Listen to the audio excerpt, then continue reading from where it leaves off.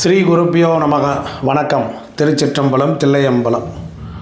இப்போ நமக்கு ஒரு பிரார்த்தனை போய் வைக்கிறோம், ஒரு கோயிலுக்கு போகிறோம். நமக்கு ஒரு பிரார்த்தனைக்காக இந்த சுவாமியை வணங்கி வழிபடுங்கன்னு சொல்கிறாங்க. ஆனால் அந்த சாமியை நம்ம வணங்கி வழிபடுறோம். அந்த நெய்வேத்தியத்தை மாத்திரம் நம்ம கவனிக்க மறந்துடுறோம். எந்த கடவுளுக்கு எந்த நெய்வேத்தியம் செய்தால் நம்மளுடைய பிரார்த்தனை வெற்றி பெறும் அப்படிங்கிறது இருக்குது. இப்போ எல்லா தெய்வங்களுக்கும் பாருங்கள், கான்ட்ராக்ட் எடுத்த மாதிரி ஒரே சக்கரை பொங்கல், அதுதான் படையல். அதுவும் சரியில்லைல்ல. இப்போ வயிறு புதிர்ந்த அர்ச்சகர்கள் இல்லை. எங்களுடைய குருநாதர் தவத்திரு மிஸ்டிக் செல்வம் ஐயா அவர்கள் பல பேர்கிட்ட ஆராய்ச்சி பண்ணி அவர் காலத்திலேயே ஒரு விஷயத்தை கண்டுபிடிச்சிருக்கிறார். அதாவது எல்லாம் தெரிந்த பூஜை உள்ள ஒரு வயசானவர் ஒருத்தர் இருந்திருக்கிறார். எல்லாருமே என்ன பண்ணாங்க, அம்பாசமுத்திரத்தில் மேலப்பாளையத்தில் சில காலம் அவர் தங்கியிருக்கும்போது அங்கே ஒரு வயசான அர்ச்சனர், ஒரு வீட்டுக்கு பின்னால் ஒரு அம்மன் கோயில் இருந்திருக்கு. அங்கே போய் என் வேலை விஷயமாக ஒரு அர்ச்சனை பண்ணணும்னு கேட்டிருக்கார். அவர் என்ன பண்ணார், சரி பாங்க அப்படின்னார். சாமி ஏதாவது நெய்வேத்தியம் நானே ரெடி பண்ணுறேன் அப்படின்னு அந்த அர்ச்சகர் சொல்லியிருக்கார். அந்த அம்மனுக்கு அர்ச்சனை பண்ணி அந்த பிரசாதத்தெல்லாம் கொடுக்குறார். சுவாமிக்கு நெய்வேத்தியம் பண்ணிவிட்டு கொடுக்குறார். சுவாமிக்கு நெய்வேத்தியம் பண்ணது என்ன பண்ணாருன்னா, உப்பு இல்லாத பதார்த்தத்தை செஞ்சுருக்கார். அதுதான் நீங்கள் வித்தியாசம். முருங்கை இலை சாதம், முருங்கை பூ, முருங்கை பிஞ்சு, பூக்கள் இதெல்லாம் வச்சு அதில் ஒரு நெய்வேத்தியம் பண்ணியிருக்கார். அவ்வளோ அற்புதமாக தேவாமிர்தமாக இருக்குது. அப்புறம் மக்களுக்கு கொடுக்குறதுக்காக கொஞ்சம் உப்பு ஆட் பண்ணிக்கிறார். அப்போ எந்த கடவுளுக்கும் நெய்வேதனம் என்பது உப்பில்லாமல் தான் படைக்க வேண்டும். அப்போ செவ்வாய்க்கிழமை அன்னைக்கு முருங்கை இலையில் முருங்கை பூ, முருங்கை பிஞ்சு போட்டு பச்சரிசி சாதம் பொங்கி உப்பு இல்லாமல் நெய்வேத்தியம் செய்து கொடுத்தால் சாப்பிட்ருக்காங்க, அவங்க பிரார்த்தனை பலிச்சிருக்கு. தொன்று தொட்டு வரும் அறிவுன்னு அர்த்தம். ஆகமம் என்ற சொல்லுக்கு தொன்று தொட்டு வரும் அறிவுன்னு அர்த்தம். அப்போ ஆலயம் தொழுவது சாலவும் நன்று. நமக்கு எவ்வளவோ பிரச்சனை இருக்குது. அப்போ அந்த பிரச்சனைகளை சரியாக தெரிந்து கொண்டு அதற்கு தர்மசாஸ்திரத்தில் தெய்வ வழிபாட்டில் ஒரு விஷயம் வச்சுருக்கிறாங்க.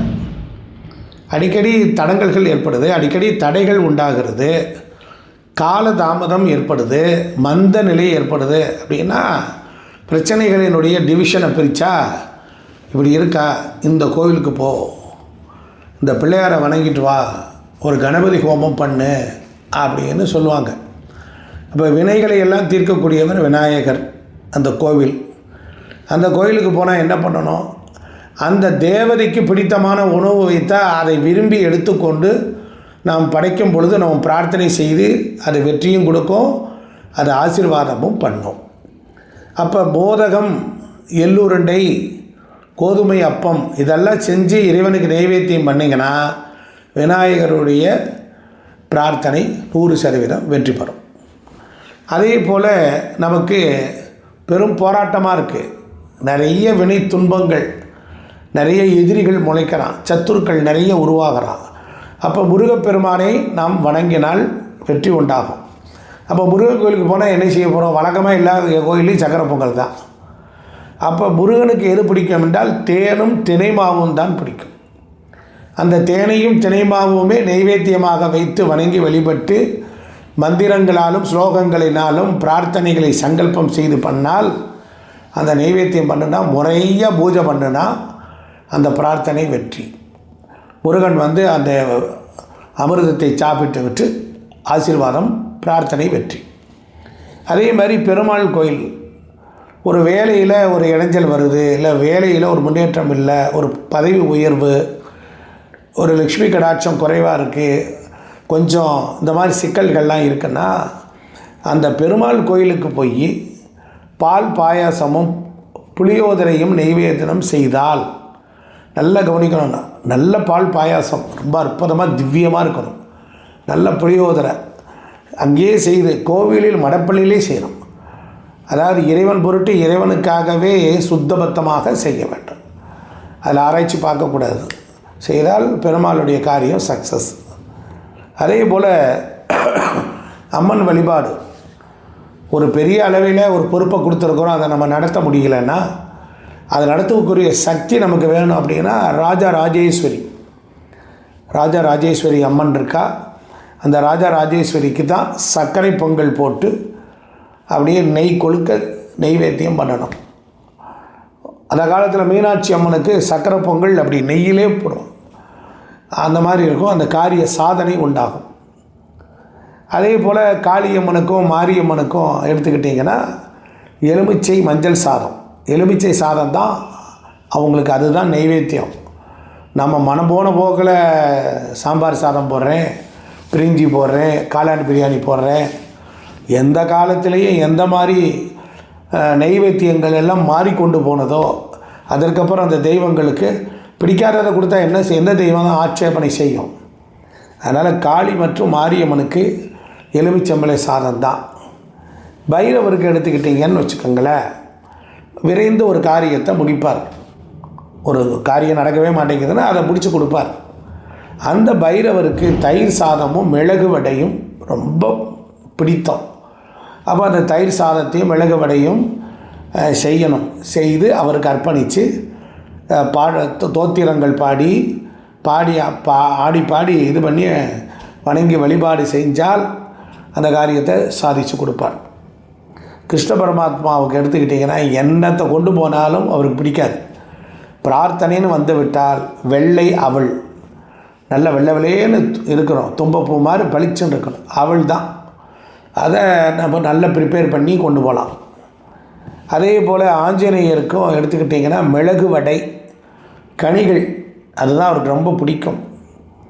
மிளகு வடையும் நல்ல கனி வர்க்கங்களில் மாலை கட்டி போடலாம். மாலை கட்டும்போது சுவாமி சன்னதிக்கு முன்னால் இருந்து தான் மாலை கட்டணும். மிளகு வடையும் அர்ச்சகரோ யாரோ வடையை செய்து கொண்டு வந்து பகவானுக்கு முன்னால் வைத்து அங்கேயே நேரில் கோர்க்க வேண்டும். இதுதான் தாத்பரியம். நரசிம்மருக்கு எடுத்துக்கிட்டிங்கன்னா மிளகு சாதம் புளியோதரை ரொம்ப பிடிக்கும் நரசிம்மருக்கு. பானகமும் ரொம்ப பிடிக்கும் அவருக்கு. அதுபோல் மகாலட்சுமிக்கு எடுத்துக்கிட்டிங்கன்னா பால் பாயாசம்னா ரொம்ப ரம்மியமாக அம்பாளுக்கு பிடிக்கும். சிவனுக்கு சம்பா சாதம் வெண்பொங்கல் தான். அதனால் அதுக்கப்புறம் தான் தயிர் சாதம்லாம். சாஸ்தாவுக்கு நெய் சாதம் தான். சாஸ்தாவுக்கு நெய் சாதம் தான் பிடிக்கும். வராகிக்கு கிழங்கு சாதம், கிழங்கால் செய்யப்பட்ட சாதம். கற்பன சுவாமிக்கு மிளகு சாதமும் வெஜிடபிள் பிரியாணியும் கற்பன சுவாமிக்கு பிடிக்கும். அதே போல் மாடன் அப்படின்னு ஒரு சுவாமி திருநெல்வேலி பக்கம் இருக்குது, அதுக்கு சுருட்டு, கருப்பட்டி, நாட்டு சரக்கு, வெங்காய சாதம், புளிச்ச தயிர் சாதம் எல்லாம் மாடனுக்கு பிடிக்கும். அதே போல் கத்தோலிக்க சர்ச்சில் எடுத்துட்டிங்கன்னு வச்சுக்கோங்க, அணிகளும் போனால் திராட்சை ரசமும் கோதுமை அப்பம் தான் அந்த தெய்வத்துக்கு பிடிக்கும். தர்காக்களில் மட்டும் எடுத்துக்கிட்டிங்கன்னா லட்டு, பேரிச்சம்பழம், பொடி சக்கரை, கதளி பழம், தேங்காய்ப்பூ மற்றும் இனிப்பு போட்ட சாதத்தை தர்காக்களில் உள்ள அந்த தேவதைகளுக்கு படைப்பாங்க. ஈஸ்வர பட்டர் அப்படின்னு ஒரு இருக்கார், அவருக்கு அந்த சுவாமிக்கு கத்திரி சிகரெட்டும் கோழி சோடாவும் வைக்கிறாங்க. இப்படியெல்லாம் எந்தெந்த சித்தர்கள் மகான்களுக்கெல்லாம். ராகவேந்திரருக்கு கடலைப்பருப்பு சாதம் தான் பாயாசம் ரொம்ப பிடிக்கும். சமாதியில் இருக்கக்கூடிய தெய்வங்களுக்கு நீங்கள் போகிறீங்கன்னு வச்சுக்கோங்க, டைமண்ட் கல்கண்டு குரு பூஜைக்கு பேரிச்சம்பளம், கருப்பு திராட்சை, செவ்விள நீர், பசும்பால், கனி வர்க்கங்கள், வெண்பொங்கல், இன்னும் ஏராளமான படையல்கள்லாம் இருக்குது. அதனால் இவைகள் எல்லாம் நம்முடைய குருநாதர் அவர்கள் அருளி தந்தது. இதெல்லாம் நீங்கள் விழிப்புணர்வாகி இருக்கணும்.